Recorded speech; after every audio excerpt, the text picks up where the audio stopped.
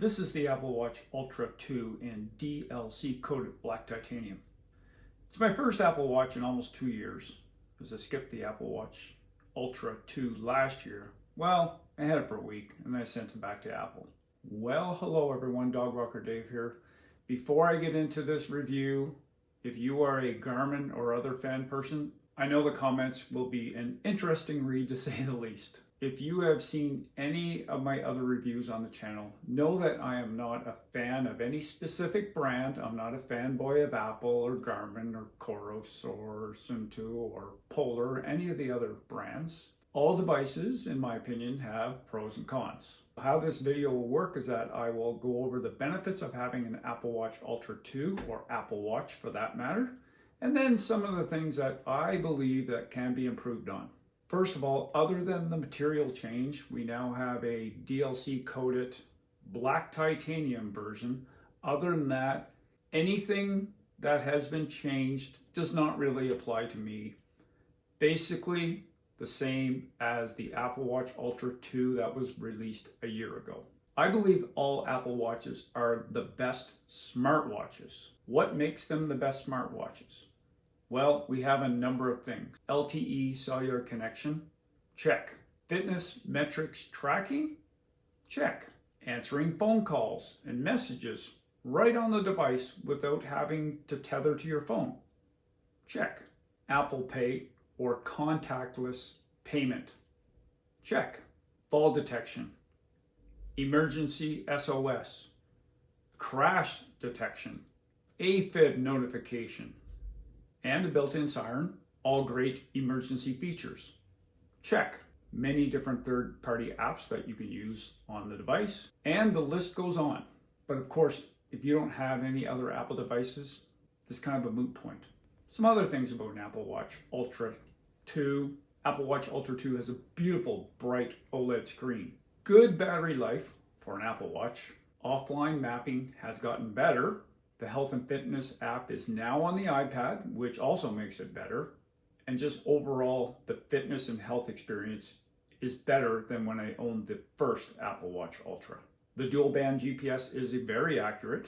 Optical heart rate is among the best, and I've tested many different devices, and I find Apple Watch has very good optical heart rate readings. The new black DLC coated titanium finish is very nice.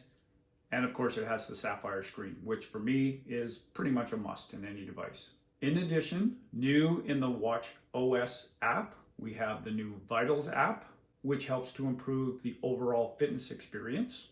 We still in Canada here, sorry to my American counterparts, we still have the blood oxygen sensor. That blood oxygen sensor is on pause in the US while the lawyers have that all sorted out.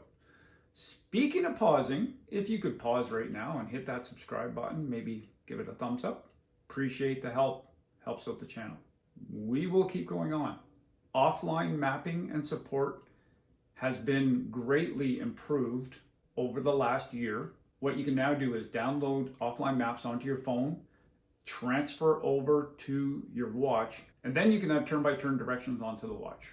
There is also for Apple Watch Series 9, Series 10, and Apple Watch Ultra 2 sleep apnea detection, officially announced in the US just this past week. It's going to roll out to other countries.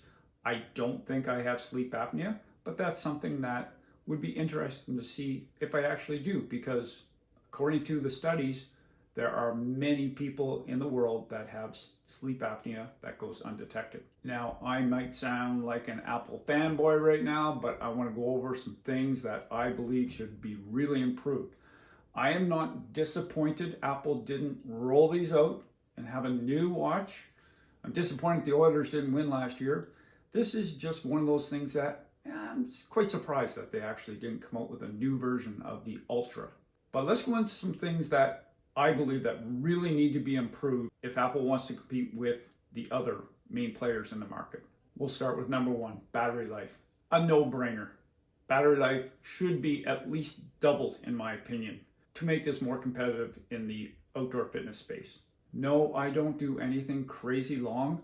Most people who have one of these devices don't do anything that require 30 hours of GPS tracking. But it is nice to not have to charge your watch every 2 days or even less. Number 2, mapping. If we had the ability to download a GPX file onto the device, that would really help. And I would take full advantage of that. And speaking of mapping, there's got to be a way. There is a way. It's just not available now. But if you could follow turn-by-turn directions in the workout app as a different data screen instead of switching between maps and workout, it's got to be a better workaround for that because that's kind of janky. Number 3, speaking of the workout app, the ability to customize data pages needs to be improved on, and that's just a software rollout. If I could have something where I could put down 3 data fields on one page and have maps on another page, I want to be able to set up my own data pages, have 3 or 4 different data pages. I don't need vertical oscillation. I don't need stride length or anything like that. But if I could set it up where I have the metrics I want specifically on a screen, the size of the font is increased. Maybe if you want 2 data fields or 3 data fields or something like that on one screen and then have 4 on another, we have the real estate for it. Just need to implement the software. And number 4, the last big thing for me is the action button. The action button, which is a nice step up from the Series 8, 9, 10, the action button could use some refinement to allow you to pause workouts without having to hit 2 buttons. Map it somehow so that you just hit 1 button, because having the 3 buttons when you are used to a 5-button layout, I'm not a fan of touchscreen for when I go to workout. I'd rather have button action, and if we could reprogram some of the buttons and be able to reprogram them or remap them, whatever you want to call it, that would be really beneficial to my use case scenario. Overall, the Apple Watch Ultra 2, whether you get the new black one or the original titanium, is a nice device for 99% of the running and hiking and ultra community. And I know for that very small percentage of the ultra hiking, running, endurance sport community, this is a tough sell because they need that extra battery life. They need to have the full-blown mapping capability that is available on many watches. All right, everyone, that's it. I'd love to hear what you have to say about the Apple Watch Ultra 2, whether it's the original titanium or the black titanium, especially for the Apple fans that are of the mentality, I can't believe that they didn't come up with a version 3 with better this, better that, better this. I'm with you on that, everyone. Thanks for watching, everyone, and get outside. Peace.